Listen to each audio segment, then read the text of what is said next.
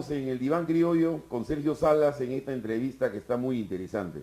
En la primera parte, Sergio nos ha contado cómo se ha involucrado en la música criolla y realmente tiene el lujo y el honor de decir que es un alumno, un discípulo directo de Óscar Avilés y de Chelita Polo.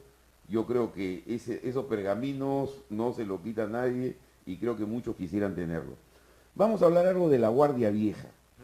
Este concepto de la Guardia Vieja, siempre va a haber una Guardia Vieja que dicen que es lo antiguo, pero a medida que pasan los años siempre va a haber alguien antiguo y entonces no queda delimitado de qué tiempo a qué tiempo es la Guardia Vieja. Para los criollos, para los que estamos involucrados en nuestra música criolla, ¿qué cosa es la Guardia Vieja? Bueno, se conoce, o por lo menos yo he conocido, Guardia Vieja como las canciones o los temas que se han venido cantando, difundiendo hasta, no digo desde, porque no se sabe a ciencia cierta desde cuándo, pero sí hasta Felipe Pinklo. Ah, sí. Porque Felipe Pinklo ya marca otra pauta, tanto en letras como en líneas melódicas, eh, para la música criolla. Lo que está antes de Felipe Pinklo es considerado Guardia Vieja. Efectivamente, yo creo que ese es un punto común, un punto de acuerdo entre todos los estudiosos. Guardia Vieja hasta que llega Pingo. ¿Qué características tiene esta música, o por lo menos las letras? Comencemos al análisis de las letras. ¿Las letras de los valses de la Guardia Vieja tienen algo especial? Son poemas. Algunas son poemas que han sido musicalizados y otros son verdaderos poemas porque los han hecho también los compositores, los autores, ¿no? Hay marcadas diferencias. Te digo, yo empecé por los referentes que ya te mencioné, escuchando canciones de la Guardia Vieja. Generalmente la gente joven entra por el festejo. Yo empecé por canciones de la Guardia Vieja. Entonces, teniendo una entrada por ese lado, cuando yo escucho lo nuevo, escucho la diferencia. Los poemas creo que tiene mucho que ver también la época.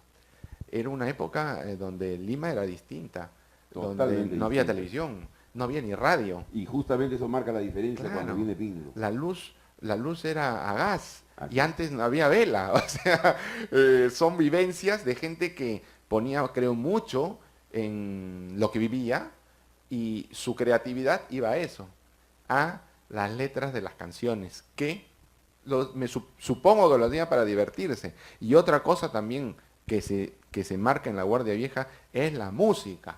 Hay una música lindísima y muy difícil, porque tiene unos cambios. Hay canciones como Radiante Espiritual que tienen 7 cambios, Qué que, barbaridad. que no son comunes, no son comunes. Y hay marcadas características que los valses a veces pasan de mayor a menor. Siempre tiene que de mayor una parte, menor otra parte. No es todo mayor o no es todo menor. Cuando uno conversa con los mayores, con mis mayores, ¿no? Mis padres o mis tíos, ellos siempre decían, la gente de antes no tenía secundaria, no tenía colegio, la mayoría eran albañiles y construían unas líricas, hacían unos poemas tremendamente buenos, difíciles, muy bien hechos.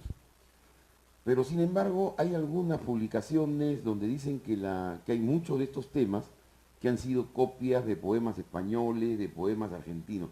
En lo que tú has visto, en lo que has estudiado, en lo que has conocido, ¿qué predomina?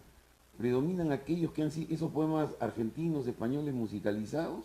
¿O predominan los que han sido hechos por nuestros antiguos compositores, albañiles, con una educación precaria a las luces de lo que tenemos hoy día?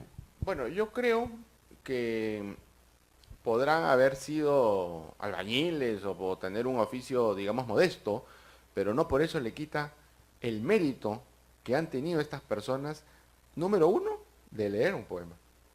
Por O por lo supuesto, menos de buscarlo. de buscar, ahí Hay, está lo interesante. ahí hay una cosa que la gente no se da cuenta, porque estas personas podrán haber tenido carencias, pero las han buscado un poema.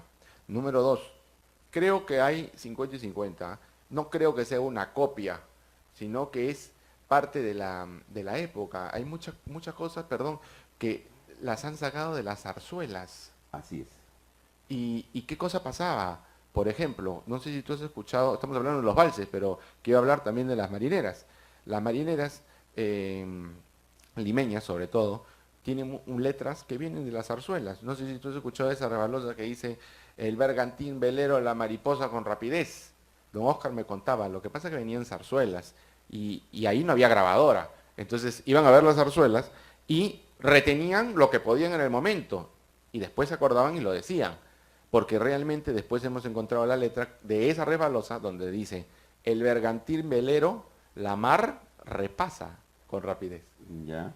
Que tiene más sentido que la mariposa, digamos, ¿no? Ah, sí. Pero vamos, esa gente iba a la zarzuela, Sí, ¿no? bueno, es que esos eran los espectáculos de esa época. Las polcas, que se cantaban tanto más que los valses, también muchas de ellas dice que tienen un origen en las zarzuelas, tanto como las marineras. Claro, como te digo, o sea, yo sinceramente no le resto ningún mérito a las personas que han agarrado o adaptado los poemas y les han puesto música. Sí, el sentido de la pregunta pues era en conocer cómo es que se originaron estas canciones, de dónde vinieron y rescatar esto. Yo creo que ¿se puede denominar esto plagio? Legalmente, No, como buen abogado que eres. no, yo no creo que esto sea un plagio. Yo más lo diría que es como un entretenimiento de la época. Ujú. Yo más lo tomaría así. Esto es un entretenimiento de principios de 1900, finales de 1800. Tendríamos que retroceder más de 100 años para ponernos en la forma de pensar de una persona de esa época.